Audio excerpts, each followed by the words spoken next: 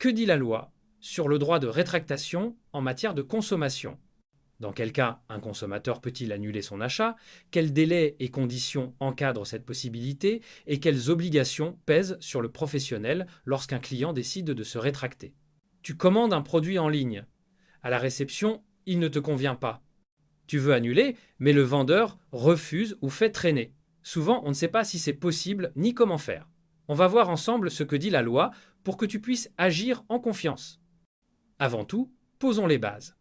Le droit de rétractation ne concerne que les achats à distance. Internet, téléphone, courrier. En magasin, il n'est pas automatique, sauf geste commercial. Ce droit s'applique aux consommateurs, jamais aux professionnels. Des millions d'achats en ligne chaque année et beaucoup de litiges sur la rétractation. Vendeurs mal informés, acheteurs perdus, la loi est parfois mal appliquée. Alors, installe-toi, on va simplifier tout ça pour que tu saches exactement quoi faire. Au programme, les achats où tu as droit à la rétractation, comment l'exercer, les exceptions à connaître et les solutions si le vendeur refuse. L'objectif, te permettre d'acheter sereinement et d'éviter les mauvaises surprises. Débutons par les achats concernés par le droit de rétractation. Comme déjà expliqué, le droit de rétractation s'applique à tous les achats à distance. Que tu commandes un objet sur un site internet, que tu souscrives à un service par téléphone ou que tu répondes à une offre reçue par courrier ou catalogue. Il concerne aussi bien les biens matériels, vêtements, électroménagers, livres, jeux, que les services, abonnements, formations, etc. Attention, il ne s'applique qu'aux consommateurs, donc si tu achètes pour ton entreprise ou ton association, tu n'es pas concerné. Ce droit est un vrai filet de sécurité pour les particuliers.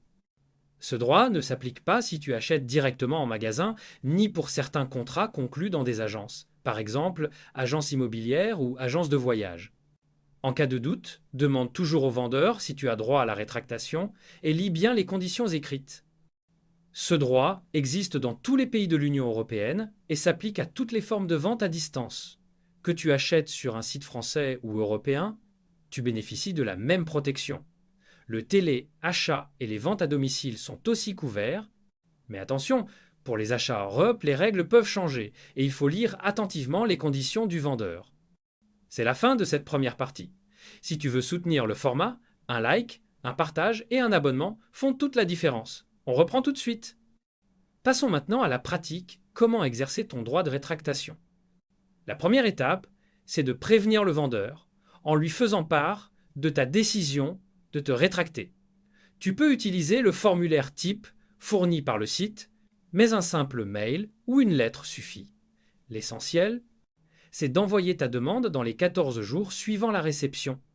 N'oublie jamais de conserver une preuve de ton envoi. Capture d'écran, accusé de réception ou copie du mail.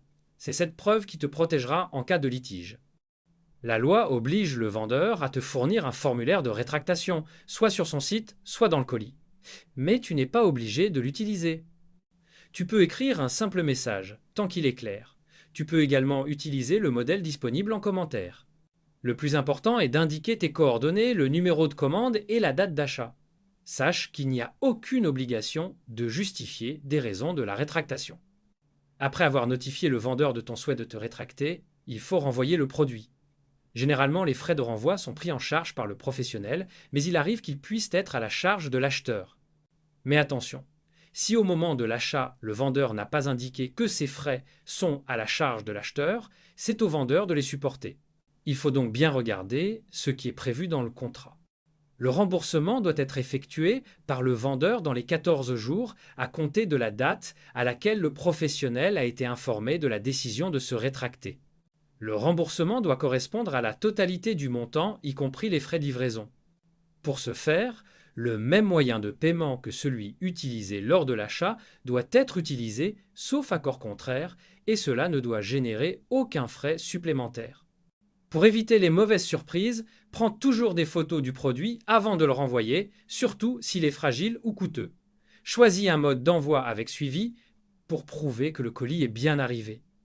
Conserve tous tes échanges avec le vendeur, mail, accusé de réception, message sur le site. Plus ton dossier est complet, plus tu es protégé en cas de litige.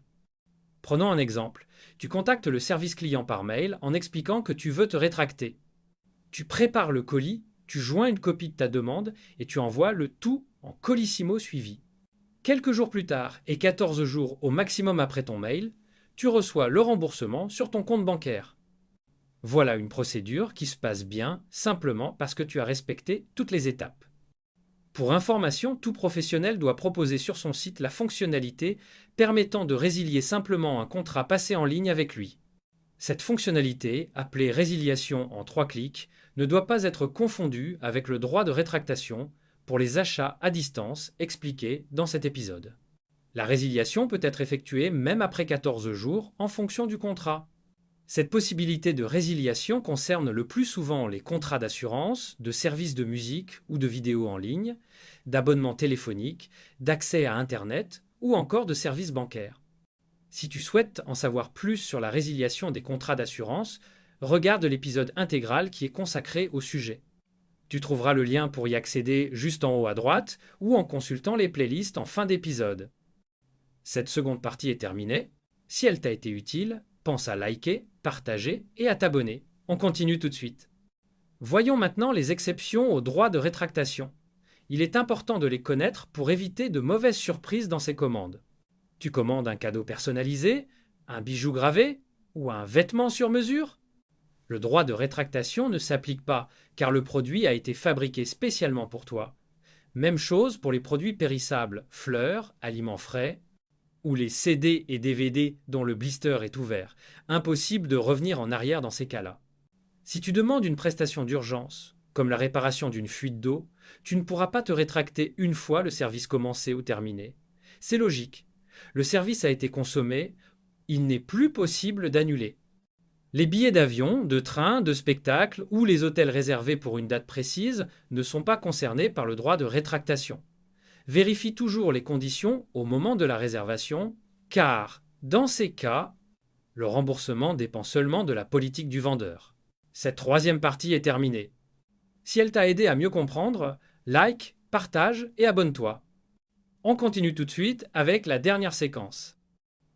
Voyons pour terminer comment réagir si le vendeur refuse d'appliquer le droit de rétractation ou tarde à rembourser. D'abord, relance poliment le vendeur par mail ou par courrier recommandé en citant la loi sur le droit de rétractation. Explique que tu as respecté les délais. Joins toutes les preuves, accusé de réception, photo du colis, échange. Parfois, un simple rappel du cadre légal suffit à débloquer la situation. Si le vendeur ne répond pas ou refuse, tu peux saisir le médiateur de la consommation, dont les coordonnées doivent figurer sur le site du vendeur.